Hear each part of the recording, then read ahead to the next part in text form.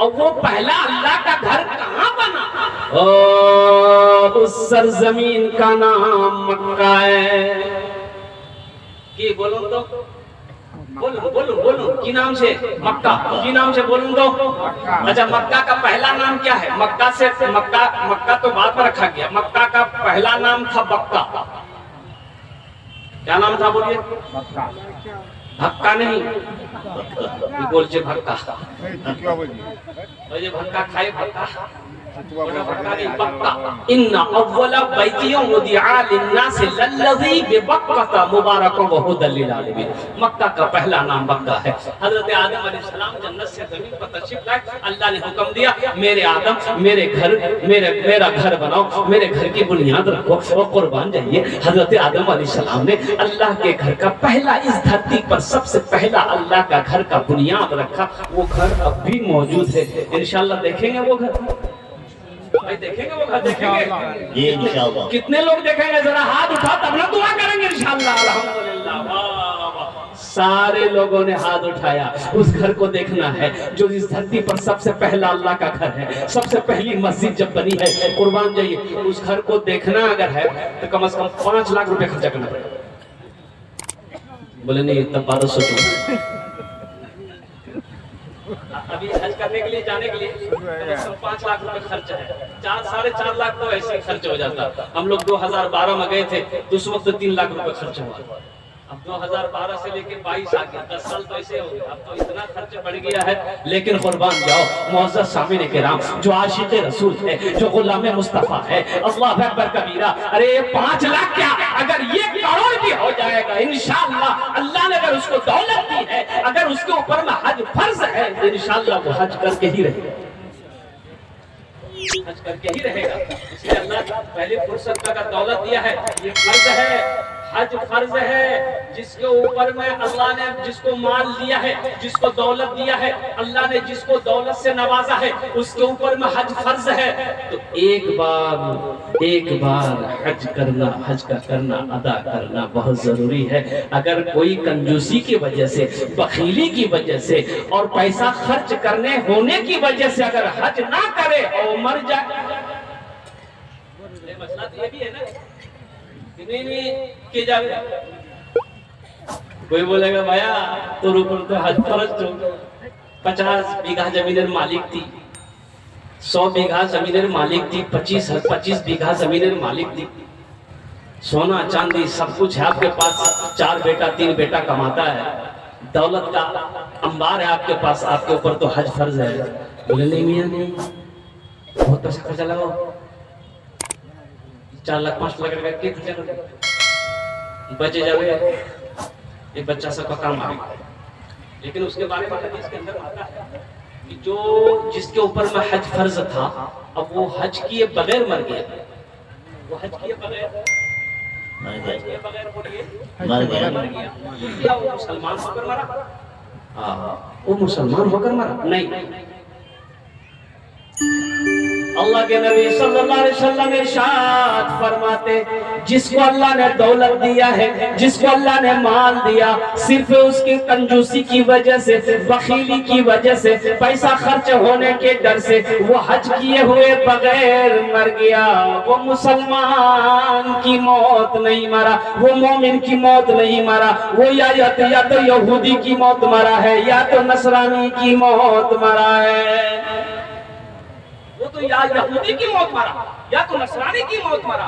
इसलिए पैसा हो, अल्लाह ने दौलत दिया तो पहली फुर्सत में खाने काबा का टिकट बनाओ और उस फर्ज को अदा करो। जैसे 5 वक्त की नमाज पढ़ना फर्ज है, रमजान मुबारक का 1 महीने का रोजा रखना फर्ज है, अल्लाह अकबर कबीरा, उसी तरीके से जिसको अल्लाह ने दौलत दिया है उसके ऊपर में खाने काबा का 1 मर्तबा हज करना फर्ज है। अब रही बात यह है, अल्लाह अकबर कबीरा, अल्लाह दौलत देता है, अल्लाह दौलत देता है, लेकिन एक बात याद रखिएगा, अल्लाह कभी दे के आजमाता है, अल्लाह कभी लेके भी आजमाता है। अल्लाह कभी दौलत दे के आजमाता है, अल्लाह कभी दौलत को छीन के आजमाता है। इसलिए मौजूद सामने किराम, अल्लाह अगर पैसा दे, देखिए रोजा के बारे में एक सवाल होगा कि तुमने रोजा क्यों नहीं रखा, नमाज के बारे में सवाल होगा तुमने नमाज क्यों नहीं पढ़ी, और कुर्बान जाइए ज़कात के बारे में हुक्म होगा तुमने ज़कात अदा क्यों नहीं किया। लेकिन माल के बारे में 2 सवाल होगा। माल के बारे में क्या सवाल होगा भाई, जल्दी बोलो जब भाई, कितने सवाल होंगे? पहला सवाल होगा माल कहां से कमाया, इसका हिसाब दो। माल कहां से कमाए, किस रास्ते से कमाए, हिसाब दो। एक आदमी अपने भाई का 5 बीघा जमीन बेईमानी कर दिया, छोटे भाई, उसके छोटे भाई ने बड़े भाई पर पंचायती बैठाया। पंचायती जानते हैं आप? पंचायत तो मुखिया आया, प्रधान आया, सब आया, उसके बड़ा भाई को समझाया कि भाई अरे छोटा भाई है तुम्हारा, काहे का जमीन बेईमानी कर रहा है, दे दो रिटर्न कर दो, बेचारे को दे दो। तो बोला कि नहीं प्रधान साहब, हम सबकी बात मानते हैं लेकिन हम जमीन रिटर्न नहीं करते। माने कैसे? नहीं दिया। हज का महीना आया, हज की तैयारी शुरू कर दिया कि मैं हज को हम हज करेंगे। जब हज की सारी तैयारियां मुकम्मल हो गई तो उस इलाके में अब देखिए मदरसा फैजुल कुरान ठिगरी बारी और कुर्बान अल्लाह के वली रहते मौलाना मुमताज साहब दामद बरकातुहू। अब ऐसे ही एक अल्लाह के वली थे, उनसे मिलने गए बेचारे के, वही हज में जा रहे हैं, हजरत से मुसाफा कर ले, दुआ ले ले। तो गए, हजरत को पता था, हजरत भी वो ये वाकया से वाकिफ थे कि पक्का बेईमान आदमी है। 5 बीघा जमीन बेईमानी करके भाई का भाग रहा है। बैठा, सलाम किया, मुसाफा किया, तो हजरत ने बोला कि कहो कैसे हो? बोला हजरत बस आपकी दुआ है, बस मिलने के लिए आ गए, हम तो हज में जा रहे हैं। अच्छा हज में जा रहे हैं? तो बोलेगा हज में जा रहे हो तो पीछे का मामला सब फाइनल किया? बोला कौन मामला, हम तो ठीक ठाक है, किसी का कुछ नहीं है।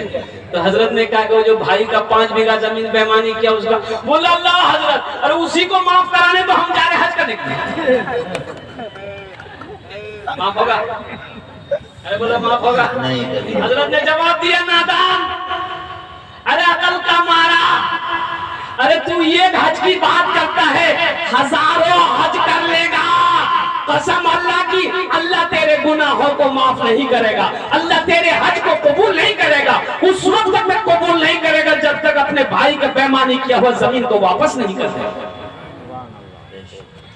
अल्लाह कभी देके आजमाता है, अल्लाह कभी लेके आजमाता है। अल्लाह अकबर कबीरा। मुअज़्ज़ज़ सामीन किराम, इस धरती पर सबसे पहला अल्लाह का घर वो खाने काबा है। हजरत आदम अलैहिस्सलाम ने उसकी बुनियाद रखी है। जन्नत से जन्नती पत्थर आया, वो पत्थर अब भी मौजूद है। मैं दुआ करता हूँ कि या अल्लाह, ये जितने भी लोग यहाँ पर बैठे हैं सबको उस पाक घर का तवाफ करने की, और वो जो पत्थर जन्नत से आया था उसको चूमने की हम सबको तौफीक व रफीक अता फरमा दे। आमीन बोले अल्हम्दुलिल्लाह। उस पत्थर का नाम है हजरे अस्वद।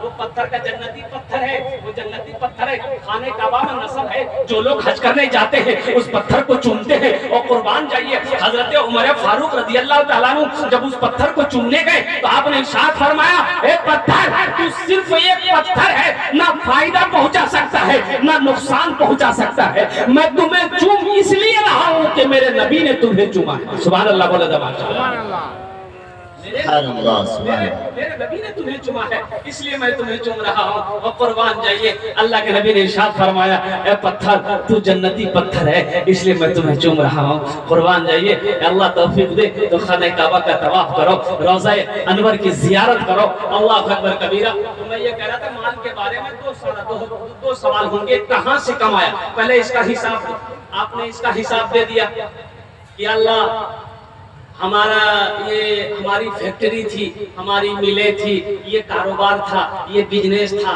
यहाँ से कमाया, यहाँ से कमाया, यहाँ से कमाया, यहाँ से कमाया। अच्छा ठीक है, हिसाब हो गया। अच्छा हिसाब दे दिए, तो फिर अल्लाह पूछेगा इस माल को कहाँ कहाँ खर्चा किया, इसका हिसाब। इस माल को कहाँ कहाँ खर्च किया, कहाँ कहाँ खर्च किया है, कितना जुए में खेला, कितना शराब में उड़ाया, कितना गुनाहों के कामों में इस पैसे को लगाया, इसका भी हिसाब दो। और जब तक अल्लाह पाई का हिसाब नहीं ले लेगा, हशर के मैदान से आप अपने कदम को हिला नहीं सकते। तो आप चाहते हैं कि आपका पैसा जन्नत में जमा हो, बैंक अल्लाह के बैंक में जमा हो जाए भाई? भाई आप चाहते हैं कि आपका पैसा अल्लाह के बैंक में जमा हो? भाई चाहते हैं कि नहीं? जब बोलिए हाँ या ना बोलिए। चाहते हैं? चाहते हैं कि बैंक में जमा हो? अच्छा, जन्नत में महल कौन कौन बनाना चाहते हैं? जरा हाथ उठाइए, मैं दुआ कर दूंगा इंशाल्लाह। जन्नत में महल कौन कौन बनाना चाहते हैं? माशाल्लाह। ये दुनिया क्या है? धोखे की जगह है दुनिया। ये धोखे की जगह है। ये मेरा भाई, ये मेरा दोस्त, ये मेरी बीवी, ये मेरा बेटा, हकीकत में ये सब आंखें जब तक खुली है सब है, और जैसे ही आंख बंद हुई सब खत्म। बोले बात सही से गलत से?